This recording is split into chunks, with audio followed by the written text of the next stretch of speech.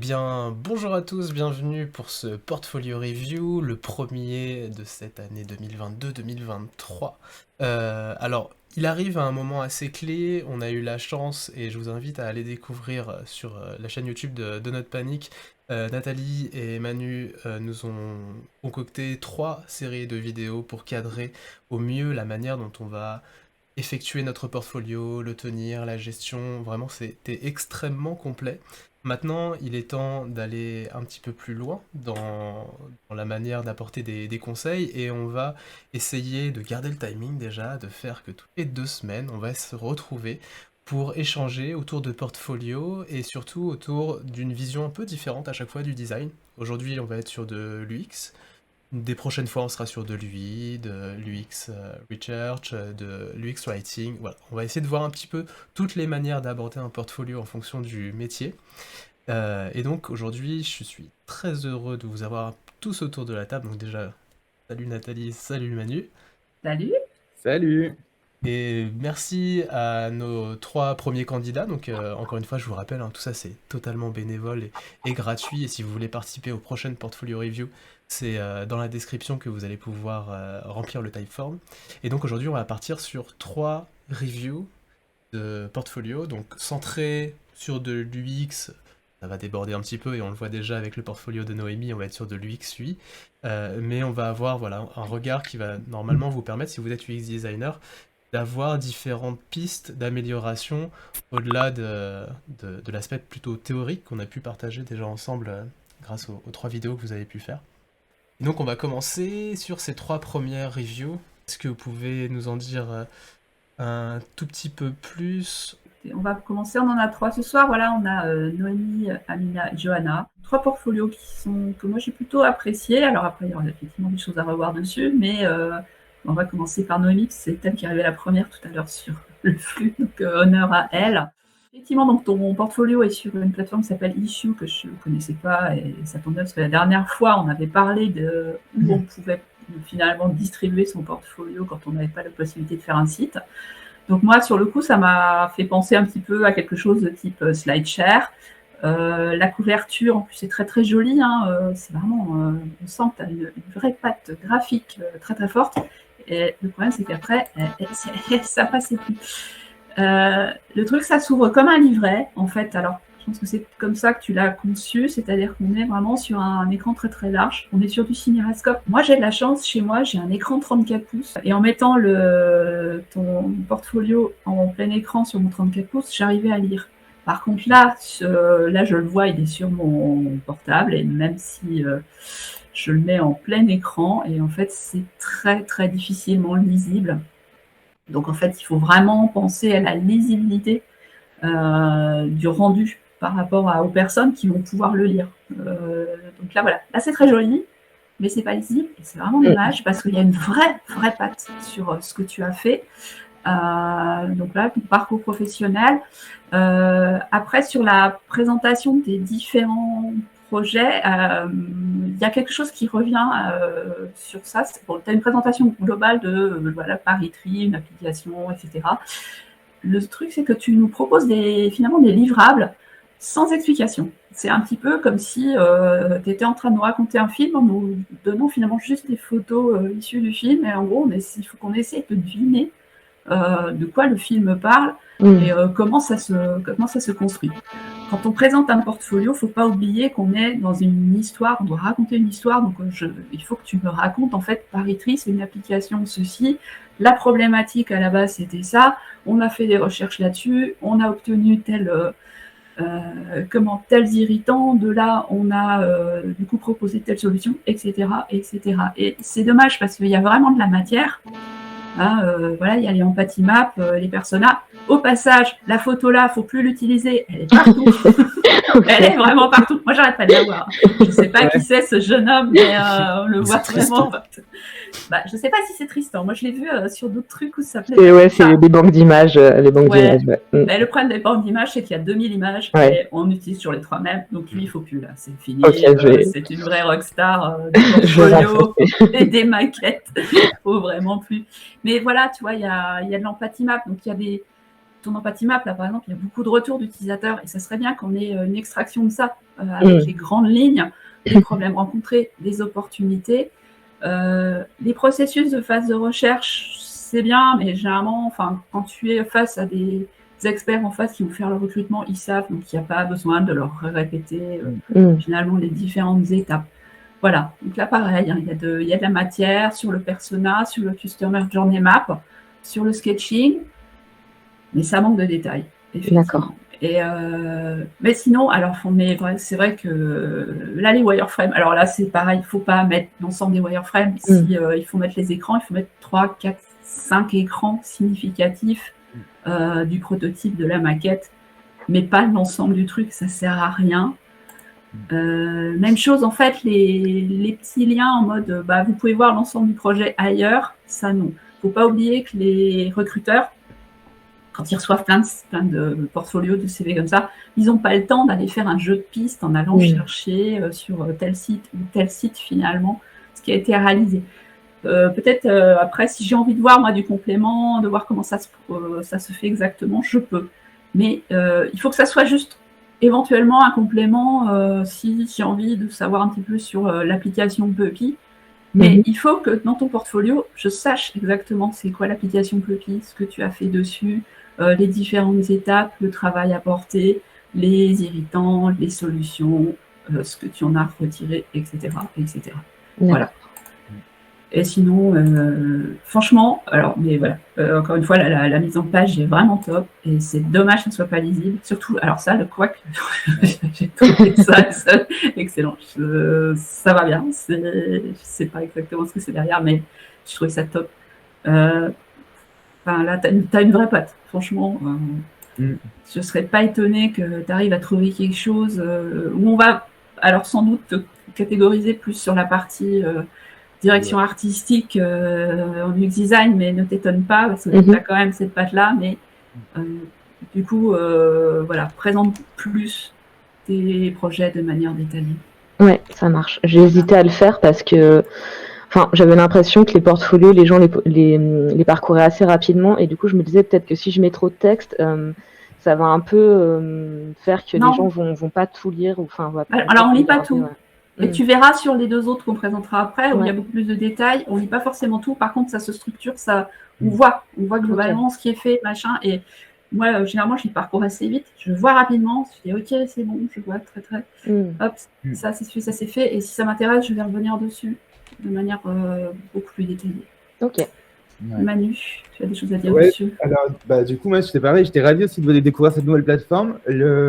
Le point, pareil, moi, du coup, je connaissais pas. Et en fait, c'est vrai que au niveau lisibilité, je trouvais que c'était un peu dommage qu'on était obligé à chaque fois, du coup, de zoomer. Donc, par contre, c'est vrai, niveau graphique, je trouvais ça sympa le parti pris que tu as choisi. Entre autres, après, moi, il y a des fois, il y a des big paragraphes qui, en fait, quand on regarde, par exemple, quand en tant que recruteur, on va recevoir peut-être 20 ou 30 portfolios, voire plus. Vraiment, on va pas lire. Et en fait, il faut que tu arrives à permettre d'aller straight to the point, tu vois, genre, alors le contexte, tac, en quelques mots, la durée du projet, qui y avait dans ton équipe, si tu as réalisé toute seule, quelles tâches vous avez réalisées sur le projet. Et en fait, direct, ça te permettra aussi de guider l'utilisateur si vraiment il a envie de lire le projet ou il veut passer au suivant, tu vois. Ouais. Là, par exemple, tu vois, comme on parlait sur cette page-là, il y a beaucoup d'images. Même la première image que tu as mis en big avec juste le logo, est-ce que c'est vraiment pertinent ou pas? Je sais pas, parce que juste même trois petites photos sur le côté avec ton petit texte et tout, ça suffirait largement pour montrer de quoi on parle. Et après, tu passes à la suite où tu expliques un peu déjà même une présentation du qu'est-ce qu'on va lire, tu vois, genre peut-être un mini sommaire, dire OK, là, il y a ça. Et comme ça te permet aussi de naviguer assez rapidement. Tout au début, il y avait la partie un peu où tu parlais de toi. Là, j'aurais mis un peu plus en avant aussi tes compétences, c'était tes spécialités, tes envies et tes objectifs. Tu vois, vraiment qu'on puisse mieux, ou direct quand on arrive sur ton portfolio, on comprend direct qui tu es, où tu veux aller. Le paragraphe, c'est pas mal, mais il faudrait que ça soit un peu plus accessible, plus lisible rapidement, on va dire. Ouais. Moi, j'avoue, personnellement, des fois, quand il y a des trop gros paragraphes, je survole, quoi. Donc là, quand je le lis au début, après, la suite, je lis moins. Ensuite, si tu veux passer, Nathalie. Là, par exemple, c'est pareil, il y a beaucoup d'infos sur tes personnages, je trouve c'est super sympa, mais ça fait, tu vois, ça fait gros texte, des gros paragraphes énormes, et je pense qu'on envie d'aller un peu, des fois, de comprendre un peu plus rapidement qui c'est, enfin, qui t'es en face, quoi. Mais sinon, je trouvais que c'était sympa comment tu les avais présentés. Les wireframes aussi, je trouvais ça faisait des fois beaucoup d'images. Et en fait, des fois, on a envie de comprendre qu'est-ce que tu as changé, qu'est-ce que tu as apporté comme modification, pourquoi vous avez choisi ça, mais en quelques mots, tu vois, plutôt que d'avoir trop d'images on comprend pas en fait ce que tu es designé. Et c'est dommage parce que je pense qu'il y a des trucs très intéressants là-dessus. Et pareil, la page d'après, si tu es hyper fier de ton fichier Figma et tout, que ton fichier il est clean, que tu as tout renommé, tous tes trucs, bah, à la limite, tu peux donner accès à ton fichier pour dire, voilà, bah, tu sais, aller faire un tour pour vraiment les UI designers qui vont checker si tu crées bien tes composants, tout ça.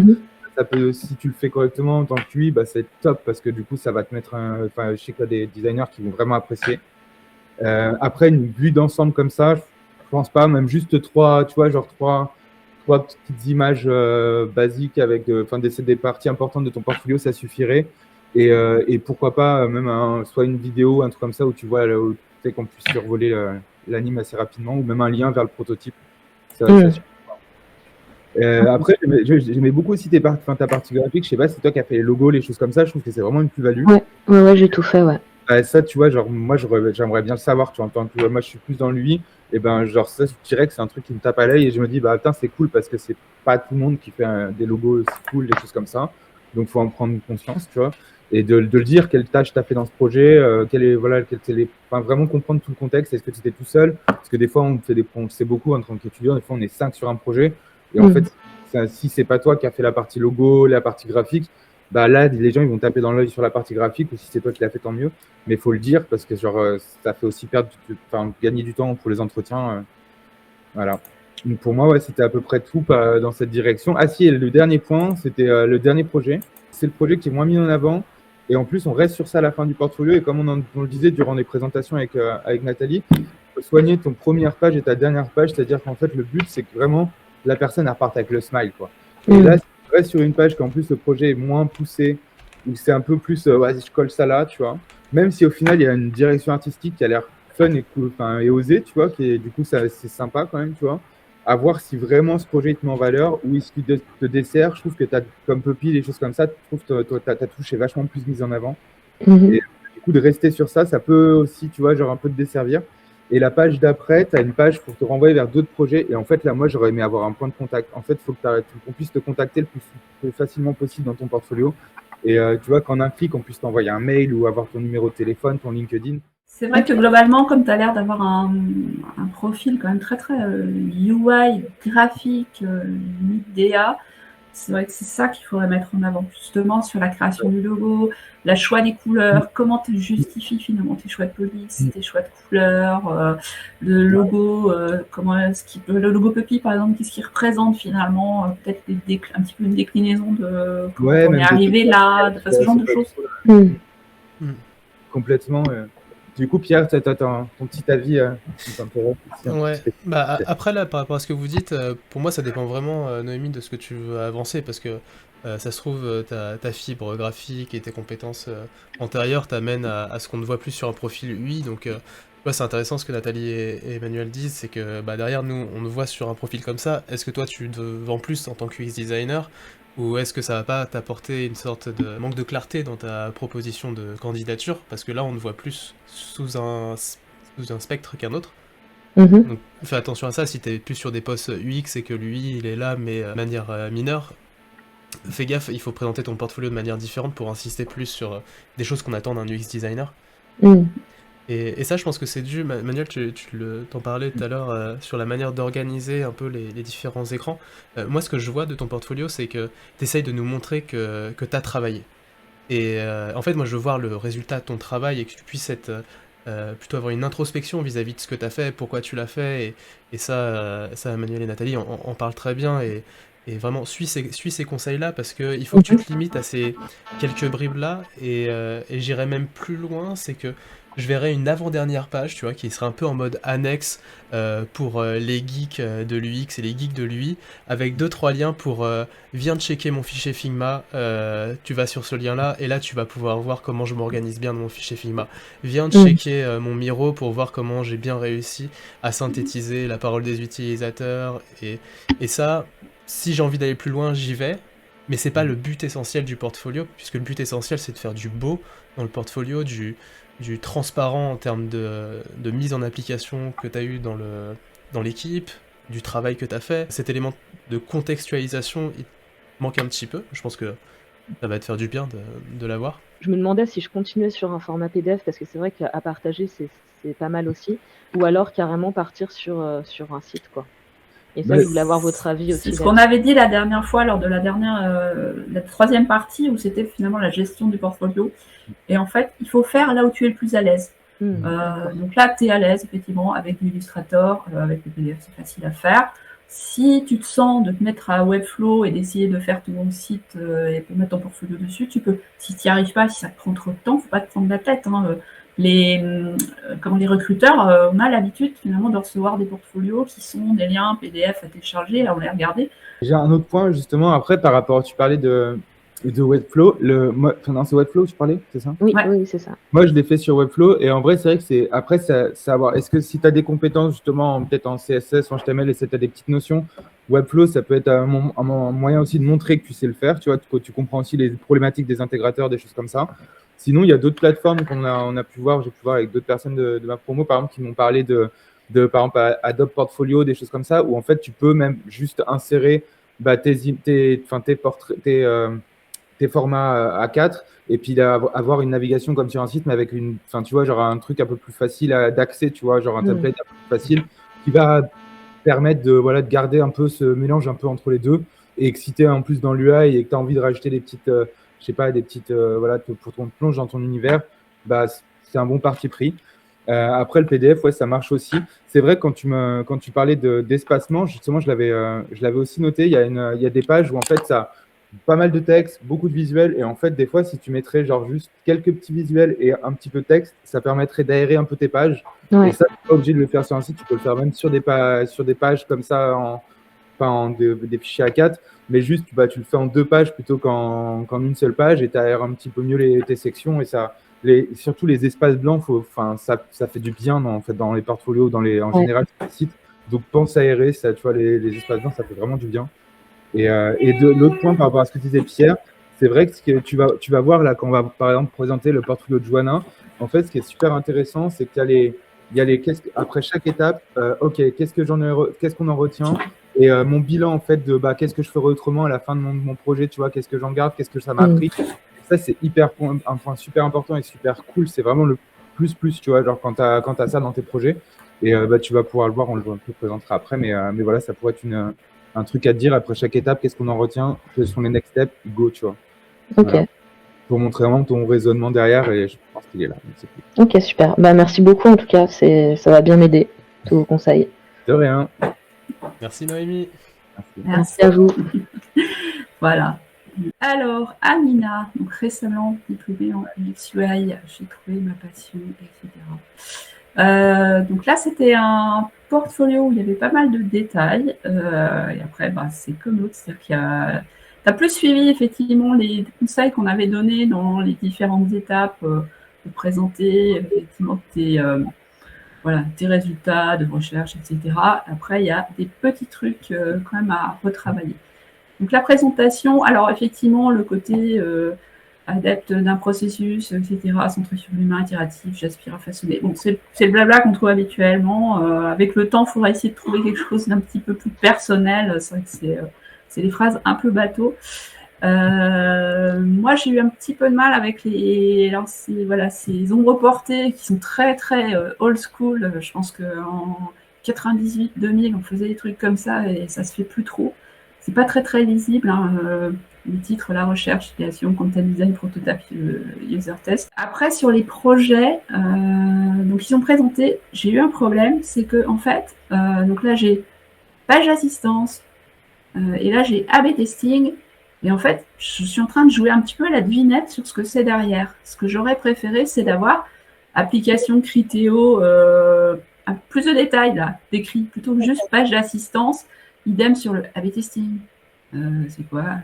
Tu sais faire de l'A/B testing.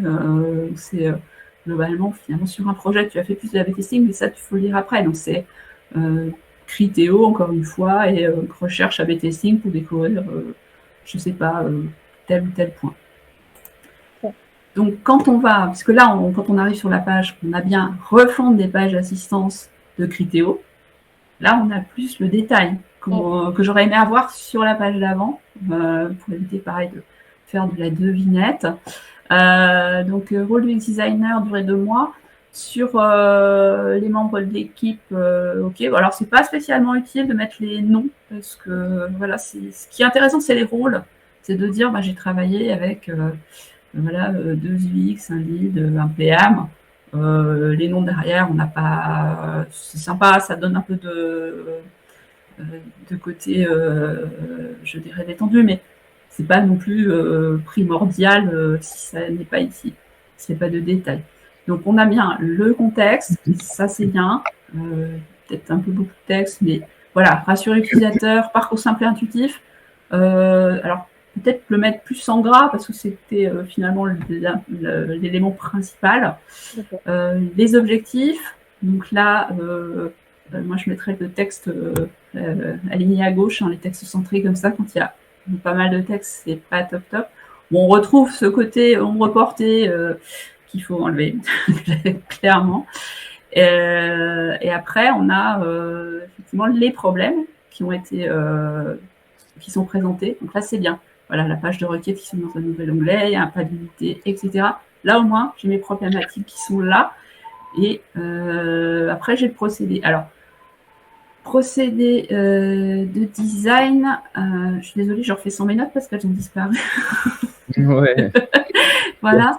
Bon, alors, il y a procédé de design. Du coup, là, il aurait peut-être fallu, plutôt que faire un détail sur ça, peut-être plus passer sur comment tu as procédé une fois que finalement les problématiques ont été découvertes. La page, toutes les requêtes. Alors, pour moi, là, quand c'est du texte souligné, ça veut dire qu'il y a un lien.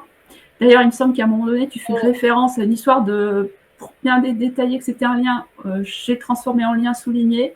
Et là, typiquement, tu mets des liens, tu mets du texte avec souligné alors que ce n'est pas des liens. Attention.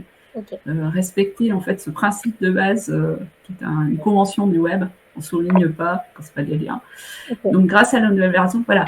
L'utilisateur a la possibilité de trier, visibilité sur la navigation, c'est bien. Du coup, on a le avant-après. Alors, c'est pas super lisible, mais bon, on a quand même une vague idée de. Ça a l'air beaucoup mieux, effectivement, à droite.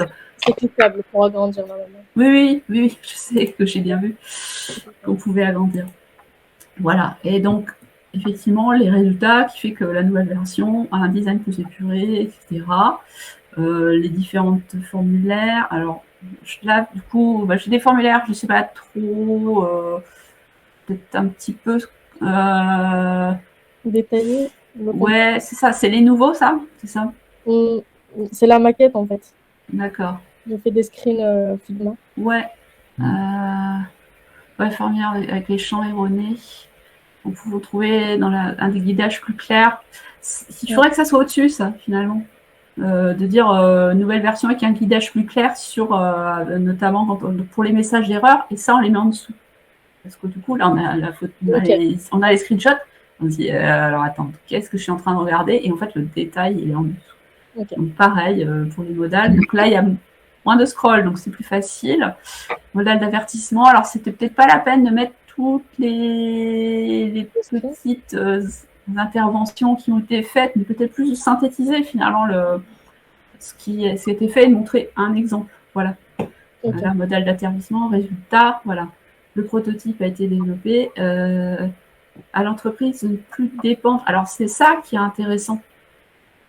C'est pas ça, c'est pas le prototype a été développé, c'est permettant à l'entreprise de ne plus dépendre du CRM. C'est ça qui est intéressant, en fait. C'est voilà.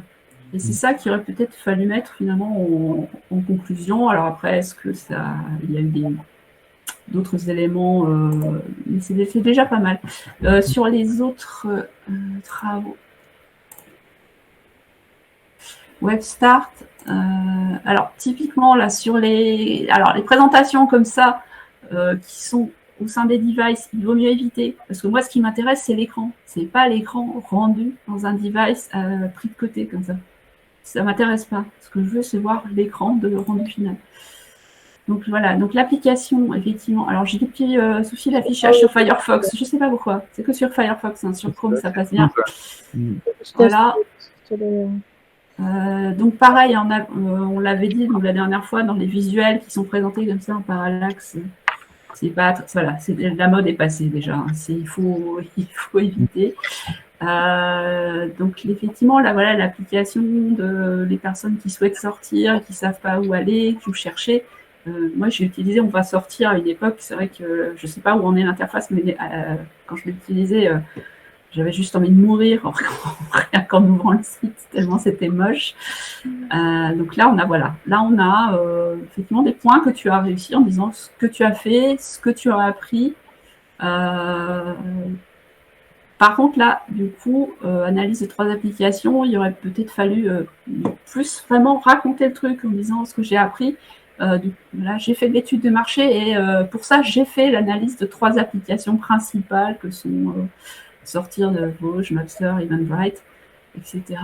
Voilà, les questionnaires, ça c'est bien, avoir vraiment des chiffres qui donnent du coup des informations intéressantes sur de la recherche utilisateur. Les personnes qui sont intéressées pour sortir sont des étudiants, elles veulent s'amuser, sortir, etc. Donc les personas, Empathy Map, bon, c'est des livrables, mais c'est vrai que c'est donner des livrables pour des livrables sans contexte, ça peut ne pas être très très intéressant. Par contre, voilà, après tu détailles bien en disant dans l'atelier j'ai fait ça, et du coup, les écrans qui ont été retenus, il aurait fallu expliquer un petit peu plus, finalement, ce qui en est ressorti. Mais il y a déjà la base, c'est déjà pas mal. Et ce qui a été bien aussi, c'est voilà, les identités visuelles, ce que tu as mis. Donc, quand tu dis Interfont est mon choix de typo pour une bonne lisibilité, modernité, au moins tu argumentes tes choix. Le choix des couleurs n'est pas argumenté, mais c'est vrai que c'est un choix intéressant parce que c'est pas toujours le genre de couleur qu'on arrive à voir. Tes illustrations, tu dis, je mets une touche de fun. Donc, l'architecture de l'information qui est un peu petite, on clique dessus. Les wireframes, il y en a peut-être beaucoup. Et le prototype, alors c'est vrai que j'ai cliqué dessus, j'ai vu qu'après ça tournait, je n'ai pas tout regardé, c'était un peu long, mais c'est vrai que c'était pas mal. Et finalement, voilà, avec les tests utilisateurs que tu as fait derrière, et du wording utilisateur, ça j'aime beaucoup, parce que c'est vraiment les paroles des utilisateurs qui se ressortent et qui sont des très très bons arguments. Et la suite, voilà. Donc franchement, là, c'était top. Il y avait vraiment une très très bonne trame. Il y a des petites choses à retoucher, mais globalement, là, pour un poste UX designer généraliste, moi je dis, ça m'intéresse. Merci. Voilà. Manu. De mon côté, alors, si tu peux retourner à l'accueil, moi, le premier point, c'est un peu au niveau branding. Déjà, moi, je trouve qu'il y a un truc qui est sympa dans ton univers et dans lequel tu es parti. Le point qui m'a vite sauté à l'œil, on va dire, c'est la partie un peu hiérarchisation de l'information. En fait, à des moments, tu as des bandeaux, tu vois, des bandeaux noirs. Des moments, ils sont cliquables, des fois, ils ne sont pas cliquables. Donc déjà, là, c'est un point où tu uniformises ça. Tu vas te dire, OK, bah, peut-être tous les éléments cliquables, je vais peut-être les mettre d'une certaine couleur, tu vois, d'un ton différent pour qu'on puisse les voir. Et pour un peu faciliter la compréhension, dans quel sens on va aller. Pareil, les titres, là, ouais, les sous-titres en effet un peu lunettes 3D. En fait, je crois que ça n'a pas un peu rien à voir avec le reste du branding, donc c'est un peu dommage. Mais sinon, je trouvais que le reste était très sympa. Justement, on n'en a pas parlé du Say Hi sur la droite. Ouais. Moi, j'ai mis longtemps à comprendre que c'était un point pour te contacter.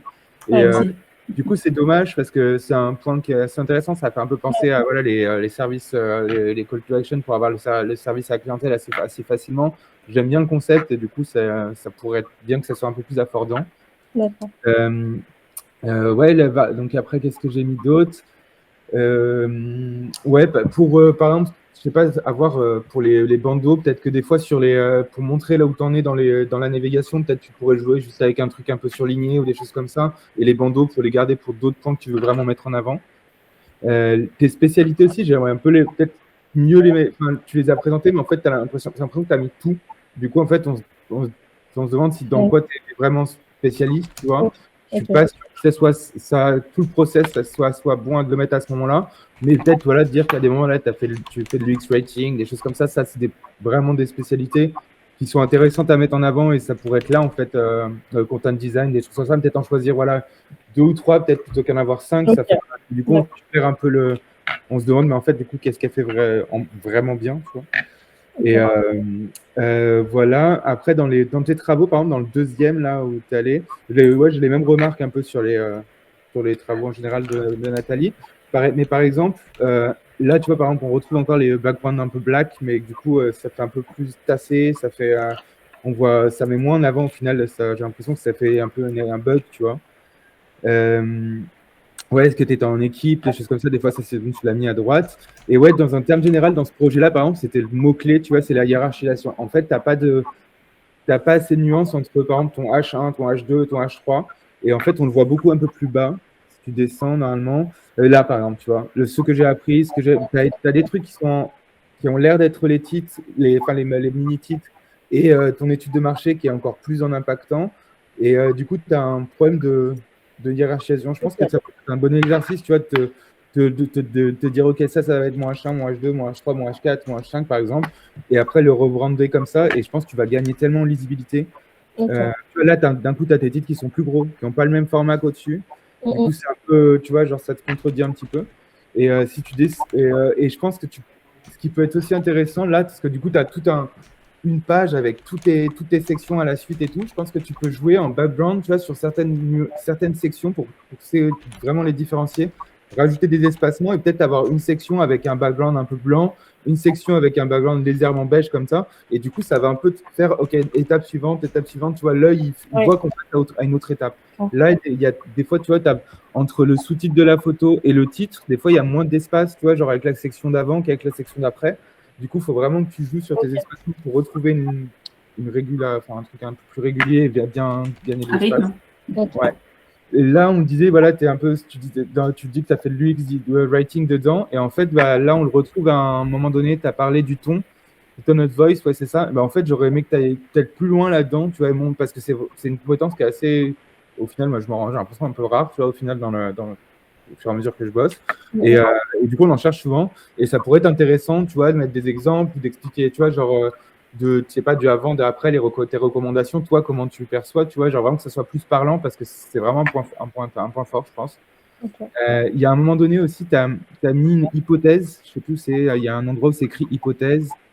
Je crois que c'est Pas plus haut. De la recherche, peut-être. Je crois que c'est plus haut, je crois. Ouais. T'as un endroit, hypothèse. Là. Après analyse, j'ai appris que le besoin utilisateur existe et qu'il serait intéressant d'y répondre en présentant la solution du problème. Alors, là, votre appel, il va finir dans 10 minutes. Je ne sais pas si c'est l'organisateur.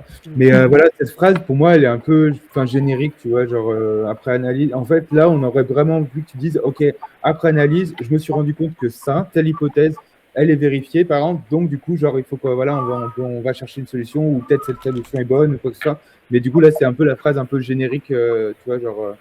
Ouais, parce que le besoin à quel problème Ouais, il manque un truc, en fait, là, je pense, tu vois. Tu vois, ouais.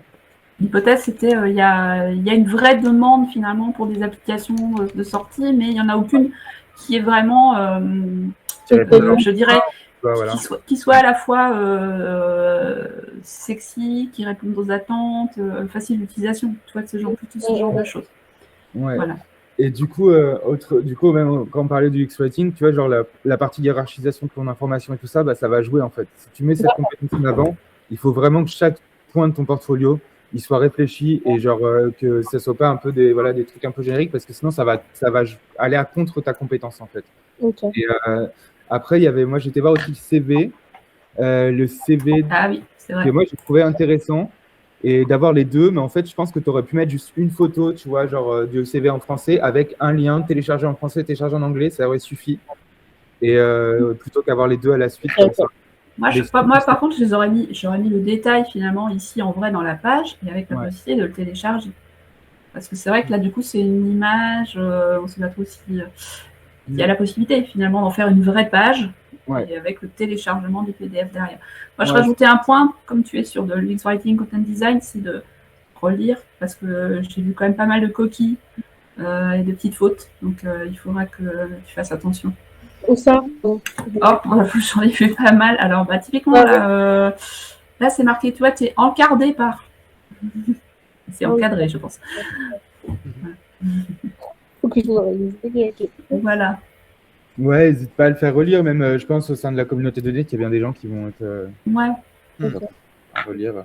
Ouais, n'hésite pas, et vous aussi, je vous invite à aller dans la communauté de Not Panic sur Discord. On a une partie de la forme un peu d'un forum, ce qui vous permet d'avoir vraiment une publication qui fait résonner votre portfolio. On mettra toutes les remarques directement derrière.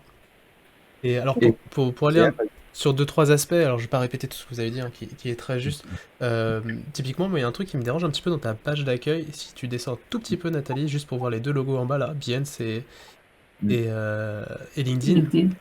Je suis sur ton portfolio, donc dans le fond, ton Behance, ça serait pour en savoir plus. Me le proposer directement à l'accueil, ça veut plutôt me dire bah salut, tu peux aller ailleurs si tu veux. Globalement, je préférerais que tu m'invites à découvrir ton portfolio plutôt que m'envoyer direct ailleurs. Donc ça c'est pour le Behance, et pour le LinkedIn, pour moi il résonne avec ta page contact. Ouais. Et si je veux te contacter, bah en fait tu m'as fait un menu, je vais l'utiliser. Donc je vais aller dans la page contact et je vais donc directement avoir ces informations-là. Et Nathalie, si tu peux monter tout en haut. Alors il y a un truc sur lequel on parlait tout à l'heure, des liens soulignés, des trucs comme ça. Enfin, tu dois montrer. Malheureusement, si tu fais un site, tu dois être nickel, hein. À ce niveau-là, t'es UX, tu dois être vraiment nickel. Tu mets en avant beaucoup l'UX writing. Pour moi, tu vois, mettre accueil, bravo, CV, contact. Si toi-même tu devais faire ça pour un client en termes d'UX writing, tu lui dirais, bah, je sais pas, CV, gars, ça veut rien dire, on va arriver sur un truc un peu plus concret, découvrez-moi, et contact, venez prendre un café. Enfin, tu vois, tu peux vraiment aller plus loin. Je pense que tu peux te permettre de jouer un petit peu plus. Là, on va dire, c'est la version actuelle de ton site, mais dans 5 ans, 10 ans, tu auras toujours le même site qui va amplifier, donc commence déjà à t'amuser vis-à-vis de ça. Et donc quand on arrive sur, tu vois, typiquement la Manu, quand tu disais le say hi, moi il y a un truc qui me dérange énormément, c'est, alors je pense peut-être, Mina, tu bosses sur un ordinateur Apple. Ouais. Ok, sur Apple, c'est super bien géré. Quand tu cliques sur say hi, t'as ta messagerie. Sur un Windows, c'est une nœud. C'est horrible.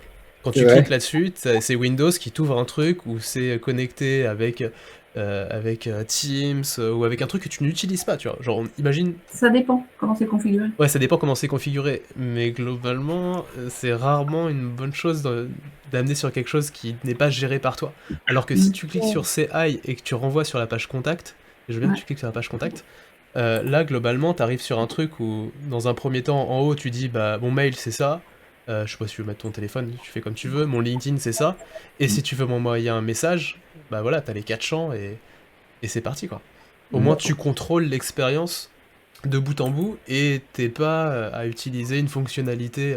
Alors, je sais même pas comment ça va s'utiliser sur un BlackBerry sur téléphone, tu vois. Enfin, on va pas s'amuser à avoir toute une variabilité d'expérience alors que c'est juste le truc le plus important de ton portfolio, c'est appelle-moi. Moi, je veux bosser avec toi. Voilà. On parlait de faute. Voilà. Récemment diplômé avec un E. Ça marche. Ok. Voilà. Merci à toi, du coup, Apien. Merci. Mais tu vois, tu as quand même finalement beaucoup de matière et juste vraiment quelques petites choses à corriger, pas trop de parfaire de A à Z. Ouais. Alors, Johanna, donc. Johanna, donc il y avait pas mal de matière et ton portfolio sur Notion n'a fait que confirmer mon avis qui est le portfolio sur Notion, c'est pas une bonne idée. C'est assez ça limite beaucoup finalement la mise en page. Ça crée des liens dans tous les sens, c'est impossible de s'y retrouver. Enfin, à chaque fois que j'ai vu des portfolios sur Notion, j'en ai vu déjà 5 ou 6, je paume complètement. Mais bon, effectivement, c'est facile finalement de faire dessus, mais c'est pas non plus le plus idéal. Mais après, il y a de la bonne matière sur ce que tu as présenté, et c'était pas mal. On va revoir dessus. Donc là, donc j'apporte mon expertise. Donc l'utilisateur et vous viviez une expérience sur mesure. Ça, c'est des phrases un petit peu bateau. Je dirais qu'il faudra, avec le temps, essayer d'améliorer pour que ce soit vraiment ta propre marque. Mais t'inquiète, on est tous passer par ce genre de truc, à mettre ce genre de catchphrase un petit peu générique, et en trouvant sa voix, finalement, on arrive à tout changer. Voilà. Un peu de moi, voilà. Typiquement, là, on a des liens qui arrivent à découvrir votre nouvelle recrue, mon LinkedIn. Je sais pas où je vais, là. Allez, au bas, C'est le about, d'accord. Ouais, c'est ça, c'est qu'en fait, ça manque finalement d'un menu qui soit en haut, comme sur un site un peu classique, et c'est peut-être ça qui m'avait un petit peu perdu. Il y a aussi le fait que ouais, ça coupe sur les mots-clés, mais bon. Donc on a les projets, alors Geek Me More, le mot de passe oublié, l'Élysée. Alors, la première fois que je l'ai lu, j'ai lu l'Élysée, et c'est après en allant dessus que j'ai compris que c'était pas ça. Donc ça va. Les recommandations LinkedIn, oui, pourquoi pas. Le contactez-moi. On a le LinkedIn, le CV. On va partir sur Geek Me More. Donc mieux impliqué. Alors, donc là, il y a une nouvelle présentation, c'est-à-dire qu'on a le projet Geek Me More, et après, finalement, la problématique qui est mieux impliquer la cible féminine dans l'application mobile. Ça, c'est top. Moi, je sais déjà de quoi ça parle derrière. Je n'ai pas à jouer à la devinette. Je n'aime pas jouer à la devinette, sachez-le. Donc, la présentation, effectivement, avec les petits outils qui sont prévus dans Notion, ça va, mais du coup, c'est vrai que ça prend un gros pavé, finalement, entre les partenaires, le contexte, les objectifs, etc. C'est un peu dommage. C'est vrai que du coup, la mise en page est peut-être un peu légère, mais bon. Voilà, j'ai les 3 UX UI, mon rôle, les différentes responsabilités. Donc, c'était un projet de fin d'études. Donc là, c'est bien parce que tu proposes un contexte, tu proposes une problématique, le fait qu'il n'y ait pas beaucoup de femmes sur Geek Me More, et finalement, quel était le but de votre mission, vos hypothèses. Par contre, alors, là où j'ai un petit peu bloqué, c'est qu'il y a la problématique et tout de suite, on parle de solution. Je me suis dit, attends, il n'y a pas de détails, du coup, sur le truc. Et je pensais que ça arrivait peut-être un peu vite. Voilà. Ce qu'il aurait fallu, c'est de dire, par rapport à la problématique, peut-être de présenter finalement, parce que je crois qu'elles sont remises. Voilà, elles sont remises ici. Donc, c'était de dire finalement les irritants qui ont été sortis et les solutions proposées, mais un petit peu en teasing, en disant on avait découvert ça et on a proposé ça, et globalement, on va vous expliquer tout le processus pour arriver à là. Mais là, nos solutions, c'est un petit peu le côté, ça y est, le film est fini, salut. Voilà. Sauf que c'est un parti pris, effectivement, de montrer en fait à quoi ça ressemble pour avoir une vue d'ensemble, et ensuite rentrer plus dans les détails, du coup, pour catcher un peu. Souvent, c'est vrai que dans la plupart il y a pas mal de portfolios où finalement le résultat final, il est présenté à l'accueil, c'est-à-dire quand on dit voilà, l'appli Geek Me More, machin, qui a une rencontre spécialisée, et puis on donne finalement des copies d'écran de l'existant qu'on a créé. Là, ça tombe un peu vite. Peut-être une autre façon de l'apporter finalement, voilà, une amélioration des maquettes, c'est finalement ce qui va arriver après. C'était peut-être un peu trop. Non, c'était dans le brief. En fait, on avait des maquettes V4 et il fallait qu'on fasse la V4.1 en fait. Ah, d'accord. Du coup, c'était ouais, peut-être la formulation, peut-être. Mais en fait, sinon, l'idée, moi, je trouve ça sympa, en fait, de pouvoir montrer voilà, notre solution. Vous voulez savoir comment on est arrivé là, bah voilà, vous voilà le descriptif du projet, tu vois. Ça peut être un aperçu, en fait. Comme ça, déjà, en un clin d'œil, on se rend compte déjà un peu si on a envie d'aller plus loin. Parce qu'au début, on n'a que du texte et je trouve ça quand même pas mal. Mais alors oui, c'est effectivement dans le 4e portfolio qu'on ne présentera pas ce soir parce que la personne n'est pas là. Il y a la même chose, mais c'est mieux présenté. C'est mieux. Finalement, il y a un liant qui se fait mieux. Là, c'est vrai que nos solutions arrivent un peu vite et me donne vraiment l'impression que ça va s'arrêter là et qu'il n'y a rien après. Sur le coup, je me suis dit, je suis frustrée. Et en fait, non, ça continue derrière. Mais après, voilà, il y a quand même du détail. Donc, la méthodologie, c'est vrai que quand on travaille avec des recruteurs qui sont des designers, c'est pas très intéressant. Mais il y a quand même des trucs, voilà. Ça a été un projet cadré, que retenir de ce cadrage? On a fait de la recherche, finalement. Alors, c'est vrai que c'était plié-déplié, bon, c'était pas top. surtout la recherche primaire qui est quand même la plus intéressante, c'était pas la peine de la plier, mais voilà, se dire j'ai fait des questionnaires, effectivement j'ai fait des entretiens. Il y a juste un truc, c'est que par exemple là tu dis un questionnaire exploratoire, j'ai eu 8 réponses qui n'étaient pas exploitables. Ça m'aurait intéressé de savoir pourquoi. De dire le fait que ce soit un questionnaire en ligne, je me suis pris que des trolls et du coup il a fallu que je fasse un autre biais pour avoir des réponses par exemple. J'imagine que c'était peut-être ça, mais je sais pas. Voilà, les quatre points de tension finalement qui sont ceux qu'on avait là globalement, donc qui sont repris. Donc là c'était très bien parce qu'il y avait il y a de la parole des utilisateurs.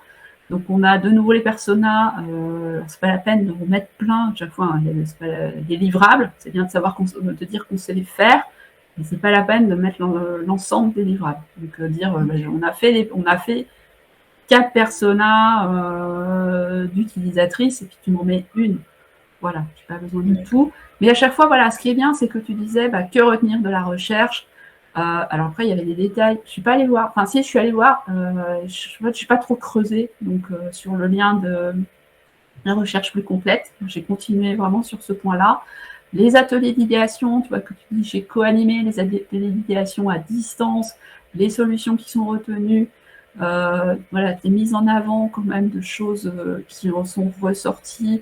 Alors la conception, donc pareil que les autres, ça, mettre l'ensemble des maquettes, c'est pas la peine. Moi, ce que j'aurais bien voulu, c'est peut-être 3 ou 4 écrans différents pour montrer la différence. Vous avez fait du test prototype, c'est bien. Donc les résultats effectivement des tests utilisateurs, de dire que vous avez fait un scénario, qu'il y a eu 10 testeuses, etc. Et donc, vraiment d'avoir à chaque fois, il y a une problématique, on a fait ceci, et derrière, il y a eu ça en retour. Ça, c'est vraiment une rythmique qui est très, très intéressante et qui, moi, me parle.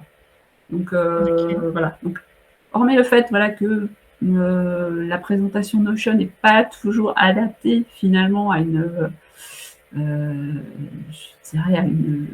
visibilité facile, en tout cas quand on s'y perd, mais globalement, moi, j'ai retrouvé vraiment tout ce qu'il fallait dans la présentation d'un cas d'usage en UX design.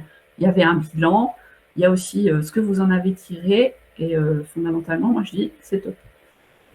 Ok, du coup, j'ai une petite question par rapport à ça. Ça fait pas trop de texte, parce que moi je me pose la question. Alors, il y avait peut-être beaucoup de choses, mais après, alors, c'est ce dont parlait Manu sur le portfolio d'avant, c'est-à-dire que du coup, là finalement, la présentation Geekmemore, ça y est, Notion, ne permet pas vraiment de rythmer les différentes sections, hein, on est dans des titres. Donc, on a plus peut-être l'impression de lire un billet de blog qui est en train de présenter quelque chose que vraiment un site portfolio. Donc, peut-être finalement transposer tout ça sur une autre plateforme et permettre de bien séparer les différentes sections avec peut-être moins de visuels qui sont répétés. Mais après, sur le côté texte, alors peut-être à épurer un petit peu, mais globalement, je pense qu'il y a pas mal de choses intéressantes. Par rapport à ton portfolio, comme je te le disais, moi pourtant j'avais quand même bien apprécié le fait que ça soit sur Notion. Je trouvais que c'était. Après, peut-être que je connais la plateforme, donc du coup, ça m'a aussi. J'ai pu naviguer assez facilement. Mais ça m'a un peu réconcilié aussi avec le côté, est-ce que je me suis dit que ça allait avoir une mauvaise image, et au final, non, ça va, c'est sympa. C'est vrai qu'au niveau design, tu es un peu limité, donc ça fait un peu très limité, très droit, je pense qu'on peut, dans peut-être d'autres supports, ça permet aussi de montrer encore plus ta personnalité qui est hyper solaire et tout ça, et du coup, peut-être que là, Notion, ça le montre un peu moins, et c'est un peu dommage, du coup. Mais sinon, je trouve que c'est intéressant. On voit que tu as bossé, on voit que tu as suivi les recommandations, on voit que tu as. Enfin, ça, c'est clair, ça sort. On voit que tu es une bosseuse, ça se ressort aussi dans tous les projets que tu as présentés. Concernant. Qu'est-ce que j'ai. Ouais, j'aimais bien le système de tags, ça, je te l'avais expliqué. J'ai beaucoup aussi apprécié le fait que tu aies même suivi aussi les recos par rapport aux améliorations qu'on avait dites, par rapport aux pictos, qu'il y avait un peu des fois trop de pictos. Le fait que même quand tu es dans ta storytelling aussi, je pense que tu peux la pousser un peu plus loin en fait. Je trouve que c'est bien, tu vois, elle est bien aboutie en fait, on comprend bien ton parcours et tes envies, chose qu'on voyait moins avant, et du coup là je trouve que c'est top. Les recommandations sur LinkedIn, je trouve que c'est une super idée, parce que je pense qu'il y en a plein qui me donneraient un plaisir de donner des recommandations pour toi, parce que c'était un plaisir de bosser avec toi. Donc, c'est un point fort et je trouve que c'est cool de pouvoir le mettre, tu vois. Après, ouais, je vois aussi que tu as suivi même les recommandations sur les espacements, les choses comme ça. Vu que c'est sur Notion, c'est vrai que c'est déjà assez compliqué de changer de section, mais là, ça fonctionne déjà mieux, tu vois. J'aime bien aussi, tu avais mis un petit trait, je crois, non, juste au-dessus des projets, je crois, entre ce projet et là, tu vois, de petites lignes très discrètes. Bah, vu que sur Notion, on ne peut pas avoir vraiment ce décalage de section, ça peut être aussi des petites idées, trouver des petits systèmes un peu comme ça marche bien, en l'occurrence. Après, pour le dossier Geek Me More, je trouve que moi, c'était. Enfin, voilà, moi, pareil, je suis passé par rapport à celui-là déjà en premier. Moi, je trouve que c'était super clair au niveau de la présentation. Bah, voilà, Notion, tu as toute cette section en haut qui est un peu. C'est vrai que ça fait beaucoup de texte, des choses comme ça, mais bon, c'est Notion. Et il y a des. Tu vois, quand c'est 3 lignes comme ça, moi, ça me va, tu vois, je pense que ça fonctionne bien, c'est assez lisible. C'est vrai qu'il y a des passages où des fois, tu as des grosses sections de texte et il faut se dire qu'on ne lira pas, tu vois, donc peut-être. Mais après, tu as trouvé plein de petits tips pour faciliter la lecture et je pense que quand on a envie, on peut le lire. Faut tomber sur les personnes qui auront envie et qui n'ont pas juste envie de chercher des visuels. Mais par contre, voilà, tout est hyper intéressant. Je trouve que c'est, comme je disais tout à l'heure, je ne sais plus, à Noémie, je crois, ou par rapport à ce qu'on en retient, des projets, des choses comme ça, bah, c'est exactement ça ce qu'on attend dans un portfolio. C'est ce qu'on en retient, mon bilan, ce que j'ai appris. Pour moi, ça, c'est vraiment top parce que tu arrives à avoir du recul sur ton projet, sur ton travail et sur toi-même. Et ça, c'est genre bénéf. Et puis voilà, non, moi, c'est vraiment. Après, ouais, c'était sur quoi ouais, des fois, tout en haut, tu as mis 5 images. Je me suis aussi arrêté sur cette présentation sur les 5 images ce qui est dommage, c'est qu'en fait, t'en aurais mis juste 3, peut-être ça aurait suffi parce qu'on aurait pu voir les écrans en entier, tu vois, et un peu rendre le truc un peu plus lisible. Là, 5, du coup, au final, on voit pas grand-chose. Et si tu veux vraiment faire un aperçu, fais-le bien, tu vois. Là, du coup, c'est un peu trop ric-rac. Mais sinon, voilà, l'idée est sympa. Dans ton projet mot de passe oublié, là, du coup, ça manque pas mal de visuels. Et après, je sais pas, je crois que c'était un choix ou un problème que tu avais, justement. Ouais, c'est par rapport à la confidentialité, effectivement, je ne pouvais pas mettre des images. Mais Ouais, je vais après, voir avec eux si. des sketchs ou des trucs que vous avez fait, tu vois, genre où t'es peut-être pas le produit final, mais peut-être essayer de trouver des visuels qui puissent agrémenter le travail que tu as fait, tu vois, parce que c'est vrai que du coup là c'est vraiment que du texte et en vrai concrètement je pense que les recruteurs ils vont pas forcément le lire, tu vois, ils vont passer un peu à la suite et à voir sinon je sais pas si après je crois que sur Notion tu peux pas, mais peut-être à voir si tu peux mettre un mot de passe comme je te disais. Tu as quand même le client, tu as Manutan, donc tu peux ne serait-ce que mettre effectivement, ne serait-ce que les écrans d'oubli de mot de passe. Est-ce que tu l'as cité ? Oui, je vais voir avec eux si c'est possible et sinon je vais m'arranger pour ouais, ou sinon il y a des là moi je suis en train de le faire aussi pour mon travail actuellement. Quand on fait des business cases, c'est des clients qui veulent pas partager leur nom. Et du coup, je suis obligé de faire un travail de ce qu'on fait là pour les portfolios, mais un business case avec l'anonymisation des maquettes, des projets. Et ça prend du temps. Mais en vrai, on arrive à s'en sortir et comme ça, on retrouve toute la réflexion qu'il y a derrière, mais sans avoir la marque directement à qui tu t'adresses. Donc, de toute façon, Manutan, ils vont le voir sur ton CV ou ils le voient même dans les recommandations sur LinkedIn. S'ils ne le voient pas concrètement que c'est le nom sur la maquette, c'est pas grave, ou sur le design. Mais tu peux je pense, le montrer différemment, quoi. Après, le résultat, si le résultat a été livré, je dirais, il est disponible en ligne, donc mettre l'écran existant aujourd'hui, je ne sais pas en quoi ça serait problématique. Effectivement, oui, parce qu'au moment où j'ai fait le projet, il l'avait pas encore mis en ligne. Et là, effectivement, je pense que ça doit être fait déjà, donc je vais vérifier. Mais sinon, c'est toi, tu nous diras justement si tu as des retours sur tes candidatures. Là, j'ai hâte de savoir. C'est vrai que on n'a pas trop parlé du dernier, le grand hackathon. Là, j'avais trouvé intéressant aussi celui-là. Il y avait déjà un peu plus de visuel. Tu vois, même les images que tu as mis comme ça ça donne du rythme. Ouais, ça donne du rythme en fait. Je trouve que ça fait du bien surtout dans un Notion, quoi. Voilà. Ouais. Oui, il y a un truc qui manque un petit peu dans les différents projets que tu montes, c'est de te découvrir aussi un peu toi, en fait. Que ça soit Johanna ou que ça soit Pierrick, en fait, je pourrais changer le nom. Et à côté de ça, il y a ta personnalité et tu sais, hein, vraiment, les recrutements, ils jouent énormément sur les soft skills et sur la manière dont tu es, dont tu as perçu tes projets. Limite, je pourrais te dire d'aller utiliser encore un peu plus les fonctionnalités de Notion. Alors, tu as les fonctionnalités de quote, là, que tu as un peu utilisé, ou les call-out qui peuvent être intéressants, ou mettre quelque chose d'une certaine couleur, tu vois. Surtout que tu as utilisé sur la page d'accueil, je crois, ton visage, enfin, une sorte de picto. Emoji. Ouais, un emoji, en fait, tu vois. Si ça, je le retrouve dans différentes sections du Notion avec Johanna, elle a pensé quoi de ce moment-là, et comment j'ai perçu telle chose, comment j'ai. Là, ça donnerait un truc un peu plus humain, et du coup, j'aurais déjà l'impression de t'avoir rencontré avant même de t'avoir en entretien. Et c'est vraiment le dernier truc, je pense, qui rendrait tes projets plus humains, d'ailleurs. D'accord. Ok. Et- Ça Ouais, ça c'est vrai ferait que pas tu trop vois, quand dilu, du coup. non, mais si tu le retrouves juste, par exemple, aux sections où tu as ton retour, toi, ce que tu en as Ouais. pensé, ce que tu as vécu, et ben en fait, Ah ça oui, pourrait être d'accord. cool parce qu'on verrait à chaque fois, là, c'est moi qui parle, tu vois. Genre là, c'est moi qui parle en train de ce que j'ai vécu et ça pourrait encore plus rythmer ton projet, faire Tu vois, ressortir. là, Ouais, cette phase de cadrage m'a permis d'apprendre, blablabla. Ouais. Ça ouais. serait effectivement très très bien. Ah, tu Ça mets la change petite beaucoup. illu sur le côté, vraiment pour qu'elle soit pas très grosse, hein. Ouais. Ça serait bien. Ok. Et Ok, après, idée. enfin là, dans un premier temps, utilise ce portfolio pour te faire recruter et tu verras comment tu vas le faire avancer. Mais c'est vrai qu'à terme, je trouvais Nathalie, là, dans la dernière vidéo sur la gestion des portfolios que vous avez fait avec Manu, tu parlais d'avoir un méta ou un mothership de tes Ouais, c'est ça. portfolios. Oui, un backlog effectivement de tous les Ah, projets et qu'après on adapte tu finalement. Alors découpes, c'est ouais. pratique quand on fait effectivement des PDF et qu'on les distribue. Et du coup, on va piocher dans les projets qu'on a pour les proposer.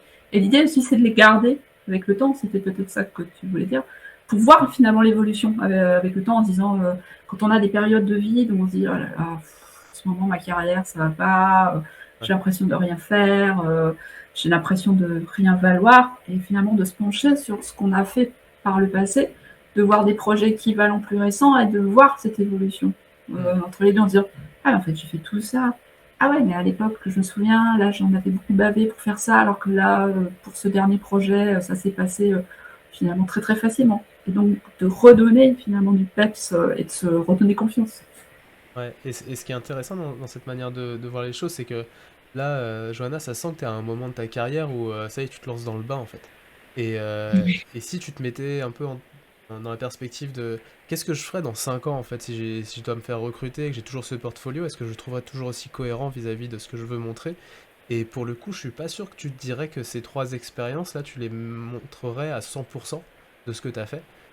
D'une part pour créer un peu la discussion, parce que quand tu vas voir un recruteur et que tu lui as dit bah mon process ça a été tout ça, et une des parties que tu montres pas, il va vouloir savoir comment ça s'est passé, mais aussi pour avoir la possibilité comme un puzzle, d'enlever des pièces pour avoir un côté de lisibilité très précis pour un recruteur. Malheureusement, Notion, il y a peut-être ce degré où en fait c'est trop lourd en manipulation, et là ton site existe, la joanna-congrès.notion.site, enfin c'est ça le lien que tu files à des recruteurs, et demain tu dois le modifier, retirer un petit peu d'aspect du X-Writing ou de conception parce que t'as pas envie de montrer ça, bah malheureusement tu vas en avoir ça va être un peu difficile avec Notion. Ah ouais, c'est bien, tu as bien finalement suivi les conseils qu'on donnait, qui étaient de se concentrer sur qu'est-ce que je mets dedans plutôt que comment je le présente. Donc, Ouais, clairement. là, tu as la matière, donc après, tu peux tout chambouler, tu peux faire des choses comme Noémie tout à l'heure, hein, très très colorées ou pas, ou des choses beaucoup plus sobres. Donc la matière, elle est là. Ok, ça marche. Ben, merci beaucoup pour vos retours, en tout cas. Merci à Juste vous. un peu, si tu veux vraiment mettre moins de contenu finalement dans tes que retenir, par exemple, parce que là, tu vois, tu me répètes globalement ce que tu as mis dessus. C'est-à-dire, j'ai réalisé des interviews, j'ai fait des interviews à distance, mais du coup, ce que tu peux en retenir, c'est de dire, par exemple, faire un questionnaire à distance, c'était pas une bonne idée. Ou peut-être que faire des interviews, je sais pas, de femmes, ça a été pas. Tout ça, en fait, là, tu me redis les choses. Là, c'est bien, parce que c'est vraiment, tu synthétises finalement ce que tu en as retenu. Alors que là, globalement, tu me répètes des choses déjà dites tout de suite. Donc, tu vois, ton pavé, il peut être réduit de 2 tiers.